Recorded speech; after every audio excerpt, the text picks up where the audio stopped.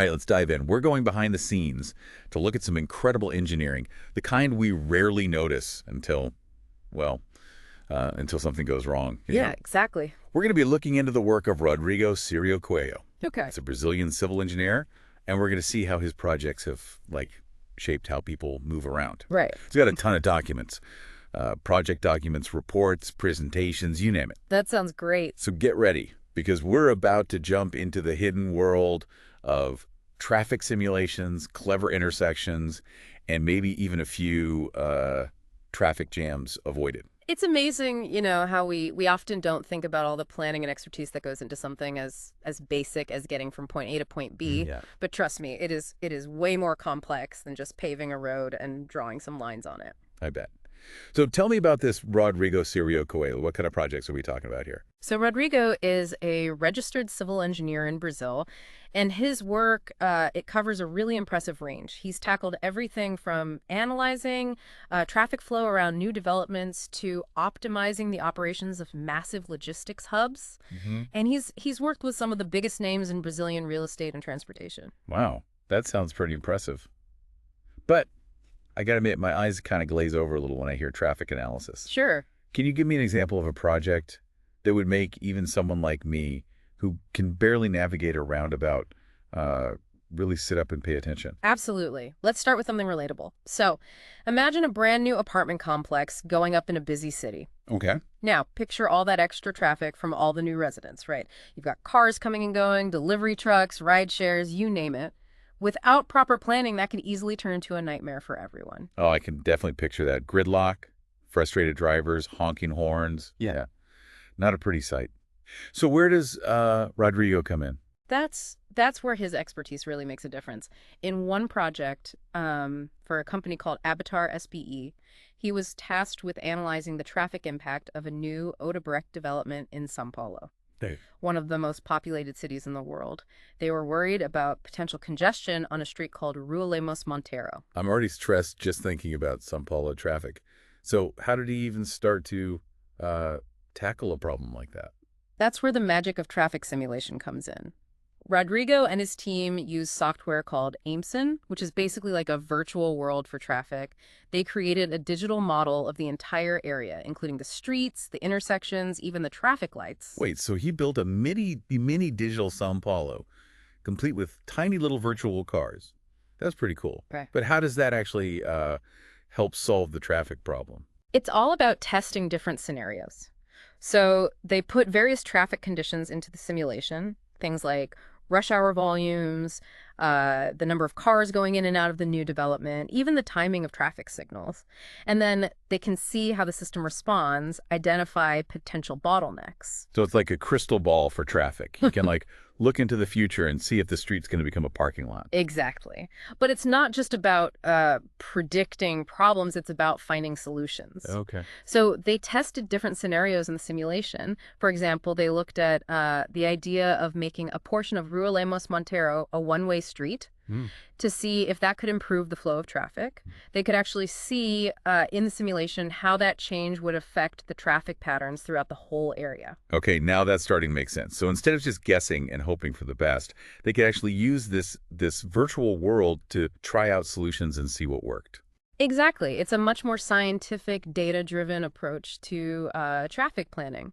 And it's not limited to just cars either. They even used a mathematical model from CETSP, which is the traffic engineering company in São Paulo, to predict how many trips would be generated by the new development. This helps to anticipate demand for things like public transportation and pedestrian infrastructure. So it's like a holistic view of transportation, considering all the different ways people move around. That's impressive. It is. And this kind of approach is really important in a city like São Paulo, where traffic congestion is a big issue. Yeah. By using simulations and data analysis, Rodrigo and his team, they could help to make sure that this new development didn't make the traffic worse and maybe even help to improve the flow of traffic in the area. This is really giving me a whole new perspective on traffic engineering. It's not just about building roads, it's about optimizing entire transportation systems.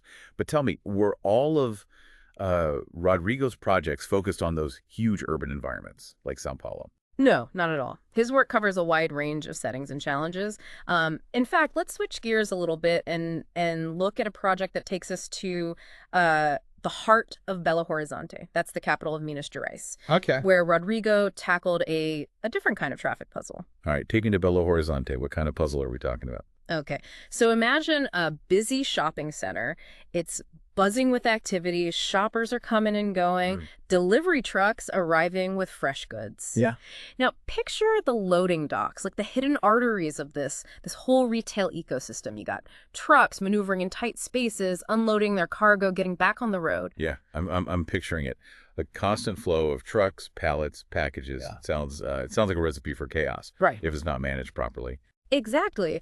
And that's precisely the challenge that Rodrigo faced in a project for a company called Multiplan. This was probably for shopping center development. They needed to make sure that all those loading and unloading operations were running smoothly and efficiently without, creating traffic jams or disrupting shoppers. Yeah, I bet that's easier said than done. You can't exactly tell a delivery truck, hey, come back later, there's a traffic jam. Right. And that's where a different kind of simulation comes in, something called discrete event simulation. Rodrigo and his team use software called Simul 8 for this project. It's designed to model systems that change in distinct steps or events, like the arrival of a truck, the unloading process, the departure from the loading dock. So it's like a stop-motion animation for trucks, Yeah, breaking down every movement into individual steps. that's a great way to visualize it. So by modeling the whole loading and unloading process in this way, they could pinpoint potential bottlenecks, maybe limited dock space or slow unloading times or conflicts between trucks coming in and going out. I see. So they could basically choreograph the movement of all these trucks, like virtually, optimize the timing, and make sure that everything flowed smoothly without creating a logjam. Precisely. And the benefits go beyond just avoiding traffic. By optimizing these operations, they could also reduce waiting times for trucks, improve delivery efficiency, and even, minimize noise and emissions in the area. So it's a win-win for everyone, the shopping center, the delivery companies, and the people living and working nearby. It's amazing how something as seemingly simple as a loading dock can have such a big ripple effect. Absolutely. And it highlights how important it is to take a holistic approach to transportation planning, thinking about not just the movement of vehicles, but also the impact on businesses, communities, and the environment. This is all so fascinating. We've gone from tackling traffic around a huge development to optimizing the flow of trucks at a shopping center. It seems like Rodrigo has a real knack for solving these transportation puzzles at all scales. He does, and his expertise goes way beyond just these individual projects. He's also worked a lot with BH Trans, which is the transportation authority in Belo Horizonte, on a wide range of projects that have shaped the way people move around the entire city. Okay. Belo Horizonte projects, bring it on. What kind of citywide challenges did he take on there? We're talking everything from public transportation planning to pedestrian flow analysis, Wow. road design, and even optimizing traffic signals. It's like he's helped to shape the entire transportation fabric of the city. That's a pretty big tapestry to weave. Yeah. Can you give me an example of one of these BH Trans projects that really shows his problem-solving skills? Let's talk about a project that's pretty relatable for a lot of us, buses. Rodrigo, in collaboration with another engineering firm called TechTran, worked on a project involving a major bus terminal on the BR 356 highway. Bus terminals, those could be some of the most chaotic transportation hubs out there. I can only imagine the challenge of trying to keep those buses moving smoothly, especially during rush hour. You're absolutely right. And it's not just about the buses themselves. They had to think about the flow of passengers coming and going, the connections to other transportation, like subways or trains, and the impact on traffic in the surrounding areas. So it's like a giant jigsaw puzzle trying to fit all these pieces together. How did they approach a challenge of that magnitude? Well, they probably started by gathering data. Existing bus routes, passenger volumes, peak travel times, and the layout of the terminal itself. Mm-hmm. Then they could use simulation software, maybe AIMSON, to model different scenarios and see how changes to things like bus routes, terminal layout, even the timing of the traffic signals would impact, how well the whole system worked. So they could basically do a virtual experiment, Mm-hmm. tweaking different variables to see how Yes. the system responded and finding the best configuration to keep those buses and passengers moving smoothly. Exactly. And they also had to think about the impact of the bus terminal on the surrounding area as well, making sure that the increased traffic from all the buses didn't create congestion or safety hazards for people living and working nearby. This is really giving me a whole new appreciation for the complexity of transportation planning, especially in a city like Belo Horizonte. But let's move on to another BH TreeHouse project that you mentioned, the one that involved Process Hugo Wernick and a new transportation system. What's the story there? This project takes us into the world of BRT, which stands for Bus Rapid Transit. Right. It's essentially a high-capacity bus system. It's designed to be faster and more efficient than traditional bus lines. Oh, BRT. I've seen those in other cities. They seem to zoom past traffic like it's standing still. But what was the challenge in integrating that system into Process Hugo Wernick? Well, the challenge is the context of Prasa Hugo Wernick itself. From what I gather, it's a public square located near a hospital, an environment where pedestrian safety and emergency vehicle access are top priorities. Right. Integrating a high-capacity bus system into such a sensitive area requires, really careful planning and a deep understanding of the potential impacts. That makes sense. You can't have buses zipping past a hospital entrance or creating bottlenecks that could delay ambulances. So how did Rodrigo and Tectran navigate that delicate balancing act? Their approach probably involved a combination of traffic analysis, simulation, and stakeholder engagement. They would have had to carefully study the existing traffic patterns in the area, model the movement of BRT buses and other vehicles, probably using software like Aimson, and then they would have had to work closely with the hospital, local residents, and other stakeholders to understand their concerns and make sure that the new system met their needs. So it wasn't just about engineering a solution. It was about understanding the human element and finding a way to integrate this new transportation system without disrupting the existing flow of life in that area. Exactly. And that's a recurring theme in Rodrigo's work, this sensitivity to the needs of communities and the importance of creating transportation systems that are not only efficient, but also, livable and sustainable. Well, after hearing about all these BH Trans projects, I'm starting to think that Belo Horizonte should just give Rodrigo a key to the city. He's clearly played a major role in shaping its transportation landscape.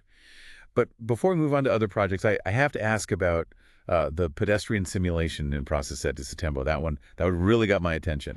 Yes, the pedestrian simulation. That project really showcases the breadth of Rodrigo's expertise and the growing importance of understanding pedestrian movement in our cities. Yeah. Imagine trying to design a public space that is both, inviting and efficient for people on foot. You need to think about things like walking speeds, desired paths, potential bottlenecks, even crowd behavior in different situations. Yeah, I can barely navigate a crowded sidewalk, let alone predict how thousands of people are going to move through a public square. So how on earth did they simulate something as unpredictable as human movement? They likely used specialized software that factors in all those things you mentioned, along with data on pedestrian density, the layout of the square, even things like the location of crosswalks, benches, street vendors. So it's like creating like a digital ant farm, Mm-hmm. but with people instead of ants. It is, and the insights from the simulation are really valuable. By analyzing the movement of over 317,000 pedestrians, which is,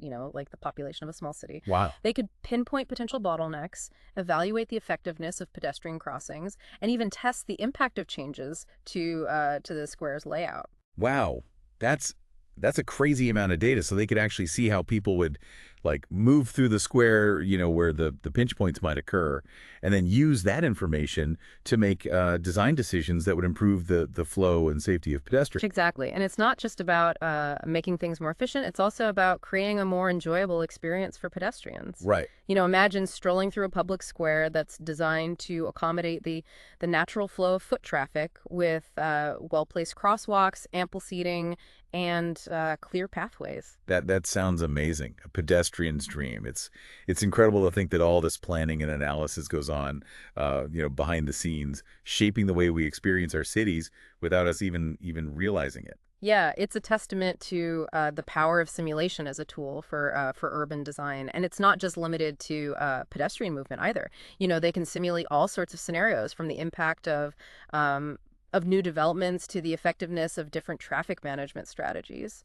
This is really making me think differently about the world around me. But let's change gears a little bit and talk about some of the other projects in Rodrigo's portfolio. You mentioned he's also worked with companies like MRV and MCamp, two big names in the Brazilian real estate market. What kind of challenges did he face in those projects? Okay. So with MRV and MCamp, the focus shifts to the impact of new residential developments on the surrounding transportation infrastructure. Okay. So imagine a big new neighborhood popping up on the outskirts of a city. It's not just about building houses. It's about making sure that the roads, intersections, and public transportation systems can handle all those new residents and their vehicles. So it's back to the traffic analysis, but Yeah. but this time on a neighborhood scale. Exactly. In one project for MCamp, Rodrigo and his team used a combination of micro simulation. Remember those really detailed simulations that break things down into individual steps, and calculations from the Highway Capacity Manual, or HDM 2010, to analyze the traffic capacity for neighborhood access. Wait, the Highway Capacity Manual, what is that? And Yeah. why is it important in this context? So think of the HCM as like the Bible for transportation engineers. Okay. It's this comprehensive guide that provides standardized methods for analyzing the capacity and performance of everything from highways to intersections to roundabouts. So it's like a toolbox filled with equations and formulas that help engineers figure out how much traffic a certain road or intersection can handle. Precisely. And in the case of the MCamp project, they were probably using the HCM to assess whether the existing infrastructure could handle all the extra traffic coming from the new development, and identify any potential bottlenecks or areas where they needed to make Yeah, improvements. okay. It's like making sure the pipes are big enough to handle the flow of water, but in this case, it's cars instead of water. That's a great analogy. And this kind of proactive planning is essential for making sure that new developments don't overwhelm the existing transportation networks and create, traffic headaches for everyone. This is all starting to make a lot of sense, but I'm curious, were all of Rodrigo's projects focused on analyzing and optimizing, like existing infrastructure? Did Yeah. he ever get to design something like completely from scratch? He did, and this is where things get really interesting. One project for a group called Asociação dos Empreendedores, which basically means Association of Entrepreneurs, involved tackling a tricky intersection in Belo Horizonte. Okay. And the solution that they looked at is something called a diverging diamond interchange, or DDI for short. A diverging diamond interchange. That sounds interesting. What is that, and why did they consider it for this particular intersection? So a DDI is it's a relatively new type of interchange design that's been gaining popularity in recent years. Imagine a typical diamond-shaped interchange, Okay. where you have ramps for entering and exiting the highway. Yeah. Now picture those ramps crossing over to the opposite side of the road. Wait, so the traffic is like driving on the wrong side of the road for a bit. It does. That sounds a little counterintuitive. It does, but that's actually the beauty of the DDI design. By temporarily shifting traffic to the other side, it eliminates those left turns across oncoming traffic. Those are often the source of congestion and accidents at those traditional interchanges. Well, so it's like untangling a traffic knot. Yeah. But I can only imagine how confusing that might be for drivers who are used to, driving on the right side of the road. That's why simulation is so important for these projects. Before they even consider building a DDI, they use software like Aimson to model how drivers would navigate that new configuration. Okay. Identify any potential confusing spots and make adjustments to make sure it's safe and intuitive. So it's like a virtual test drive before they actually break ground on the real thing. Exactly. But tell me more about the Associação dos Empreendedores. Who are they, and why were they facing this intersection challenge? Well, the documents don't give specifics about their project, but we can kind of guess that they're probably a group of business owners or developers in Belo Horizonte who were concerned about traffic congestion or safety issues at this key intersection that was, affecting their businesses or developments. They called in Rodrigo and his team to explore solutions, and the DDI was one of the options on the table.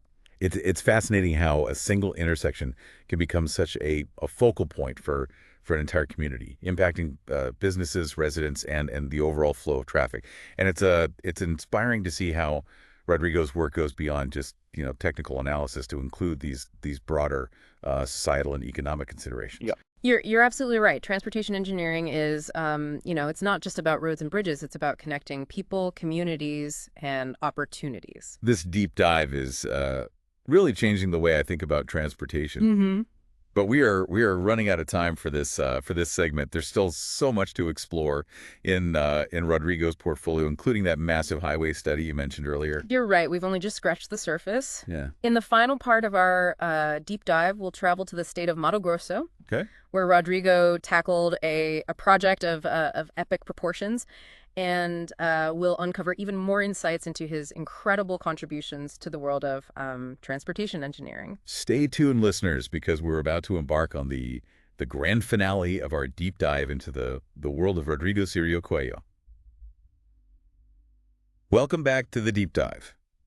We're picking up where we left off, still exploring the fascinating work of Rodrigo Sirio Cuello, this Brazilian civil engineer who's quietly shaping how we get around our cities. It really strikes me, looking at Rodrigo's work, is how much it highlights that modern engineering is all interconnected.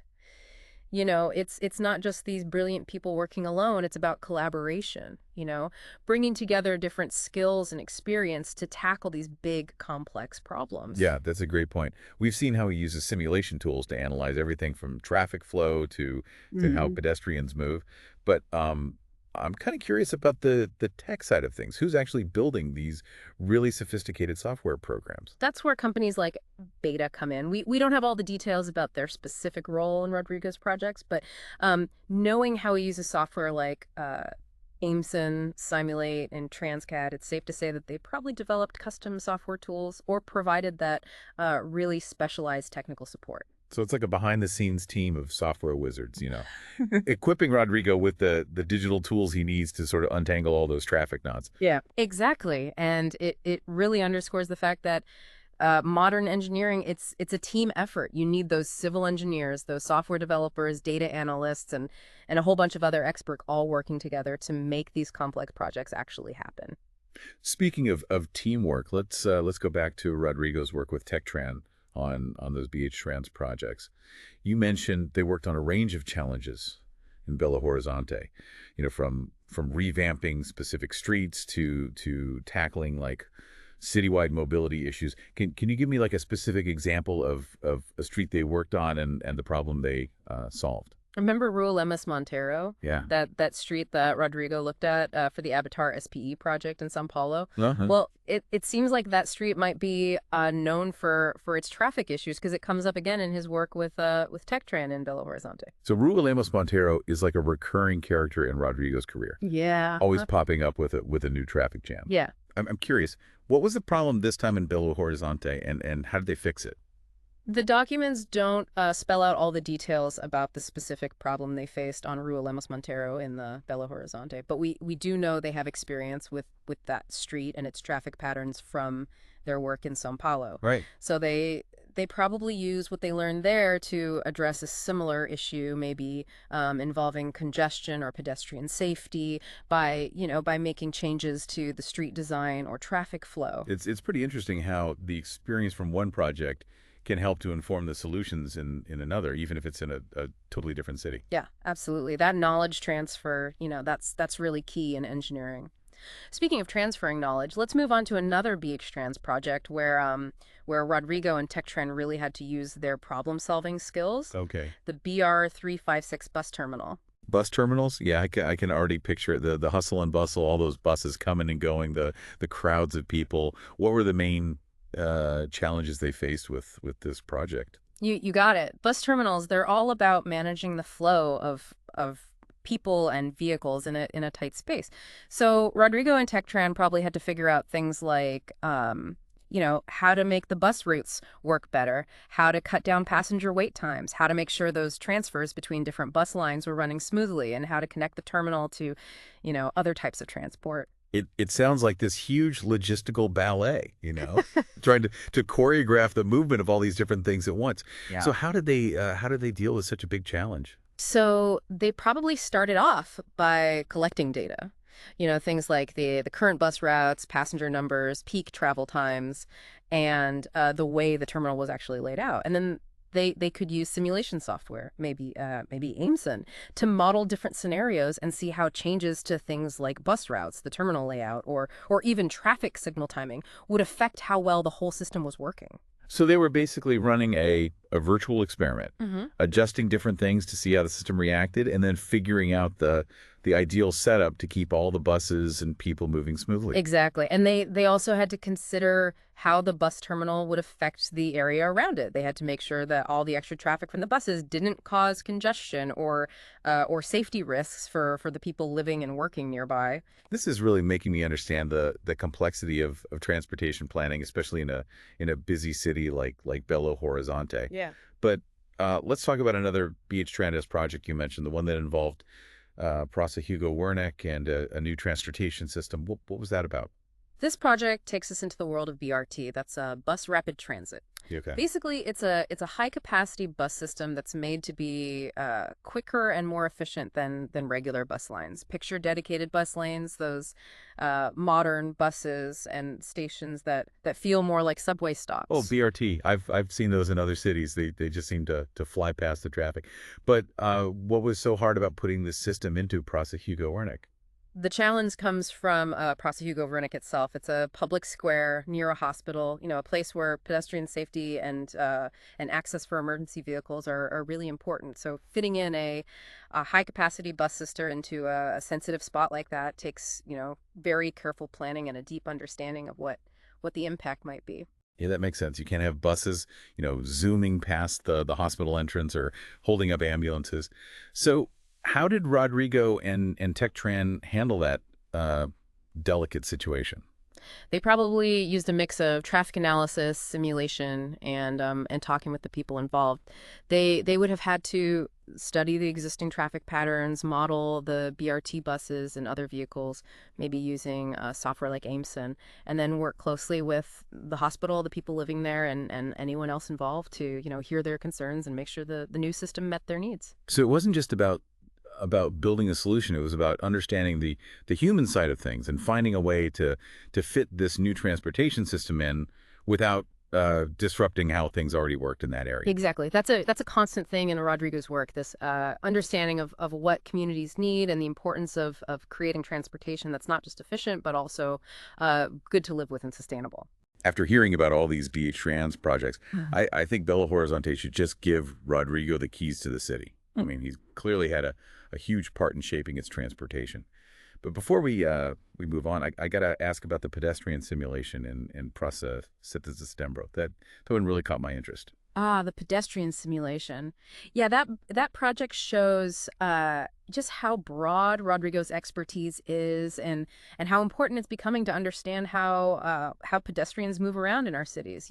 Imagine trying to design a public space that's both inviting and efficient for people walking. You got to think about walking speeds, the paths people want to take, potential bottlenecks, and even how crowds act in different situations. Yeah, I can hardly handle a crowded sidewalk, let alone predict how thousands of people are going to navigate a public square. Sure. So how do they even simulate something as unpredictable as people moving around? They probably used specialized software that takes all that into account, plus data on how many pedestrians there are, the layout of the square, even things like where the crosswalks, benches, and street vendors are. So it's like building a digital ant farm, Right. but with people instead of ants. Exactly. And the things they learn from this are really valuable. By analyzing the movement of more than 317,000 pedestrians, that's like, a whole small city, Wow. they could spot potential bottlenecks, see how well those pedestrian crossings were working, and even test what would happen if they changed the square's layout. That's an unbelievable amount of data. So they can really see how people would walk through the square where the problem areas might be, Hmm. and then use that to, to improve the flow and safety for pedestrians. Exactly. And it's not just about making things work better. It's about making it more enjoyable for people walking, you know? Yeah. Think about walking through a public square that's designed to work with how people naturally move, with crosswalks in the right places, enough places to sit, and clear paths to walk on. Sounds like a walker's paradise. Right. It's incredible to think that all this planning and analysis happens behind the scenes, shaping how we experience our cities without us even knowing it. It really shows the power of simulation in urban design, and it's not limited to just how people walk, you know? They can simulate all sorts of things like the impact of new buildings or how well different traffic management strategies work. This is really making me see things differently. But let's switch gears a little bit and talk about some other projects in Rodrigo's portfolio. You mentioned he's also worked with companies like MRV and MCamp, big players in the Brazilian real estate market. What kind of challenges did he run into with those projects? With MRV and NCamp, the focus shifts to how those new residential developments affect the transportation around them. Imagine a massive new neighborhood popping up outside the city. It's not just about building houses, it's about making sure the roads, intersections, and public transport can handle all the new people and their cars. Ah, so it's back to traffic analysis, but this time on a neighborhood level. Exactly. In one project for EmpCamp, Rodrigo and his team used micro simulation. You remember those really detailed simulations that break things down into individual steps? And they also use calculations from the Highway Capacity Manual, that's the HCM 2010, to analyze the traffic capacity for getting in and out of the neighborhood. Hold on, the Highway Capacity Manual. What's that, and why is it important here? The HCM is basically like the Bible for traffic engineers. It's a complete guide with standardized ways to analyze the capacity and performance of everything from highways to intersections to roundabouts. So it's like a toolbox with all these equations and formulas that help engineers figure out how much traffic a particular road or intersection can handle. Exactly. And in the MCAMP project, they're probably using the HCM to see if the existing infrastructure could handle all the extra traffic from the new development, and to find any potential bottlenecks or areas that needed improvements. It's like making sure that the pipes are big enough to handle the flow of water, but instead of water, it's cars. That's a great way to put it. And this type of planning ahead of time is really important to make sure those new developments don't overload the existing transportation networks and create those traffic headaches for everyone. This is all making so much sense, but I'm curious, were all of Rodrigo's projects about, analyzing and optimizing what was already there? Did he ever design something totally new? He did, and this is where it gets really interesting. One project for a group called the Asociação dos Empreendedores, which translates to Association of Entrepreneurs. They had to deal with a really complicated intersection in Belo Horizonte. And the solution they looked at was something called a diverging diamond interchange, or DDI for short. A diverging diamond interchange. That sounds intriguing. What is that exactly, and why did they consider it for this specific intersection? Okay, so a DDI is it's a fairly new type of interchange design that's been getting more and more popular lately. Okay. Imagine your typical diamond-shaped interchange, with ramps to get on and off the highway. Yeah. Now picture those ramps crossing over to the other side of the road. Wait, so the traffic is like driving on the wrong side of the road for a bit? That sounds kind of strange. It does, but that's the cool thing about the DDI design. By shifting the traffic to the other side for a short time, it actually gets rid of the need for those left turns across oncoming traffic, which, are often the cause of congestion and accidents at those traditional interchanges. Oh, so it's like untangling a knot in the traffic flow, but I can only imagine how confusing that might be for drivers who are used to, driving on the right side of the road. That's why simulations are so crucial in these projects. Before they even start building a DDI, they use software like Aimson to model how drivers would navigate this new setup. They identify any spots that might be confusing and make adjustments to make sure it's safe and easy to understand. So it's like a virtual test drive before they actually start building the real thing. Right. Tell me more about the Asociación dos Emprendedores. Who are they, and why were they dealing with this intersection problem? Well, the documents don't go into specifics about their project, but we can assume they're probably a group of business owners or developers in Belo Horizonte who were concerned about traffic jams or safety problems at this key intersection that, was impacting their businesses or their developments. So they brought in Rodrigo and his team to find some solutions, and the DDI was one of the options they considered. It's really fascinating how just one intersection can become such a big deal for a whole community, Hmm. affecting businesses, residents, and how smoothly the traffic flows. And it's pretty inspiring to see how Rodrigo's work goes beyond just, the technical stuff and actually tackles those wider societal and economic issues. You're absolutely right. Transportation engineering isn't just about roads and bridges. It's about connecting people, connecting communities, and connecting opportunities.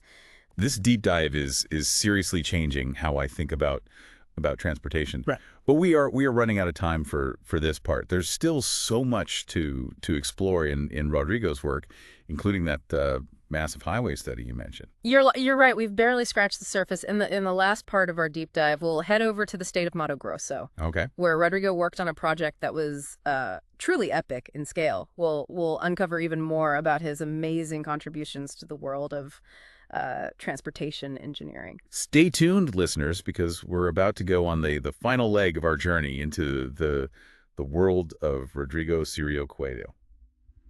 Welcome back to the deep dive. We're wrapping up our look at Rodrigo Sirio Coelho's amazing career, and we've saved the biggest project for last. That's right. We're moving from those busy city streets to the wide open spaces of Mato Grosso. Okay. It's a state in central west Brazil known for its huge agricultural production. Mato Grosso agriculture. Okay, how does a traffic engineer fit into all that? Well, think about how all those agricultural products, they get from the farms to the rest of the country and eventually to the world. Right. It needs a strong transportation network. But And in Mato Grosso, a key part of that is the BR 163 highway. It's a major route that stretches over 1,000 kilometers. wow, 1,000 kilometers. That's a seriously long road. Yeah. So what was Rodrigo's role in all of this? He was on a team at Model Logistica e Engenharia Eltida.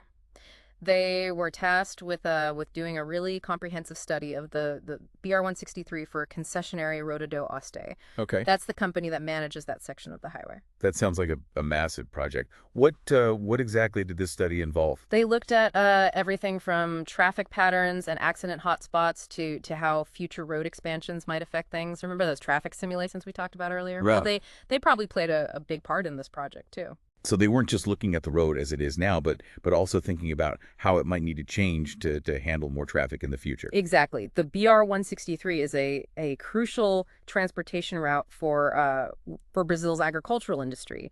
As production goes up, so does the need for efficient and reliable transportation to get those products to the market. It's kind of like planning for a growing city, but instead of buildings and streets, you're dealing with soybeans and semi trucks. That's a great way to put it. And just like with city planning, you need to think ahead and make sure the infrastructure can handle the growth. So what were some of the main findings or recommendations that came out of this huge highway study? While the documents don't give us all the specifics, we can imagine the study produced a ton of data and analysis that would have helped to inform decisions about road design, safety improvements, and strategies for managing the traffic. Did they find any like surprising patterns or areas that were cause for concern? One area they likely focused on was accident mapping. By pinpointing where and why accidents were happening, they could suggest specific interventions, things like better signage, rumble strips, or even changing the shape of the road to reduce the risks.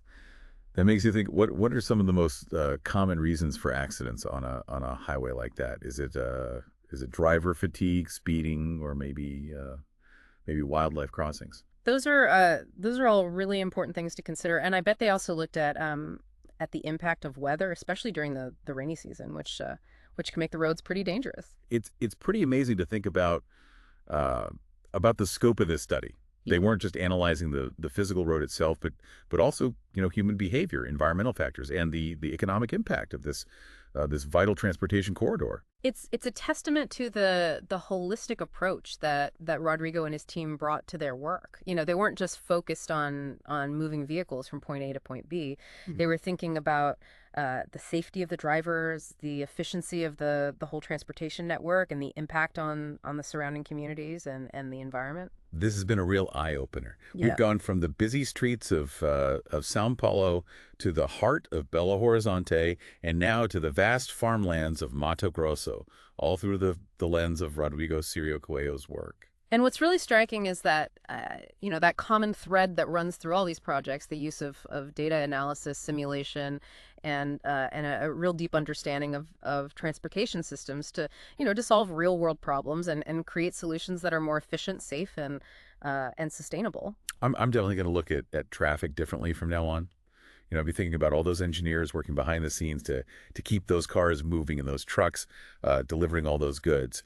And maybe you'll notice those subtle signs of their work, a traffic signal that's timed just right, an intersection where the traffic flows smoothly, or a crosswalk that's easy for pedestrians to use. It's a reminder that even in all that urban chaos, there's a hidden order that's been carefully created by engineers like Rodrigo Sirio Coelho. Well said. A huge thank you to our listeners for joining us on this deep dive into the world of transportation engineering. We hope you've enjoyed the ride and maybe gained a new appreciation for the complex systems that keep our world moving.